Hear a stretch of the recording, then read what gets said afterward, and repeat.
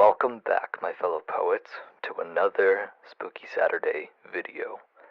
To those of you who stumble across my content for the first time, I am your narrator, Paranormal Poet, and I narrate true, paranormal, scary stories who focuses more on atmosphere rather than visual aid to terrify you.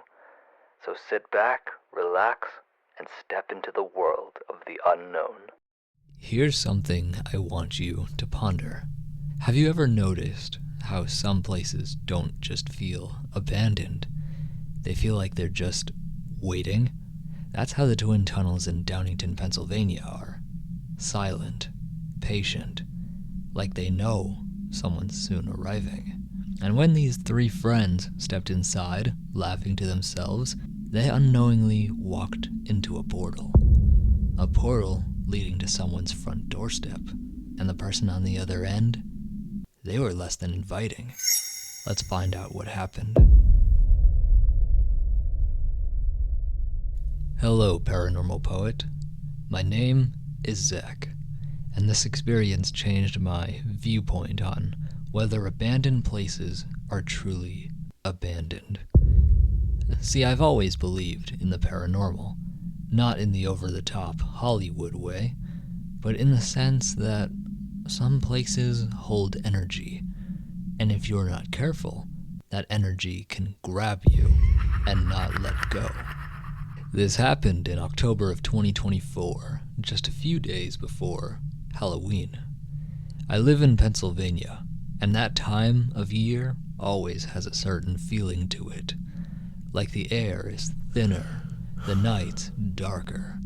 My two best friends and I had been talking about visiting a place called the Twin Tunnels in Downingtown. It's an old mountain pass, a tunnel that once let cars through to the other side. But now it's abandoned, sealed off from the world, left to nature to decay peacefully. We didn't go in expecting much, just an eerie, quiet place to explore, maybe take a few pictures. But I'll tell you now, that tunnel wasn't just quiet, it was actively listening. And soon, we would understand why. The moment we stepped inside, the air changed. It wasn't just dark, it was pitch black darkness all around. The kind that swallows your vision, your sense of space. We had flashlights, but even with them, the tunnel felt endless. Sounds didn't carry correctly. It was as if we stepped into a portal to another world, and all you felt was the eerie cold and the distorted echo of your voice. At first, we heard small noises, dripping water, the occasional scuff of movement. Maybe an animal? Maybe just the tunnel settling? Nothing we couldn't shake off. But then, deeper in, we heard it. A splash.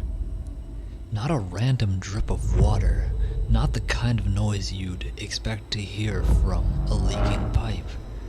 This was deliberate, a small foot stepping into a puddle, and then again, and again, and then it echoed just ahead of us, and it was way too close. My stomach dropped. My mind tried to rationalize it, but my body didn't care. Every instinct I had screamed at me to get out of there. I didn't want to see what was making that sound. I turned around and bolted out of the tunnel. My friends did the same. We didn't look back. We didn't stop until we were outside, breathless, shaking. Not a word was said on the way home. That night I barely slept. Every time I closed my eyes, I heard it.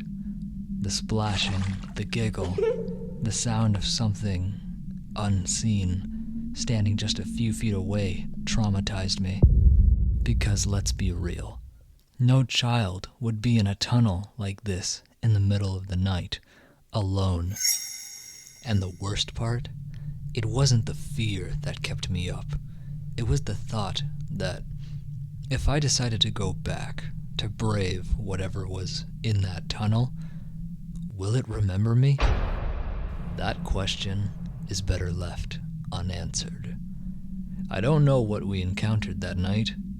I don't know if it was a spirit, or residual energy, or something else entirely. But I do know this. Some places aren't abandoned. They're just waiting. And the moment you step inside, they wake up.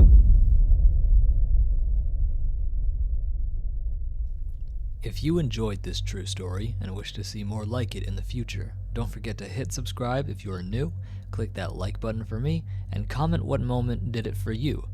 If you love true, paranormal, scary stories in audio-only format, you are in the right place, so tune in every Saturday at 9 p.m. PST for new stories every week.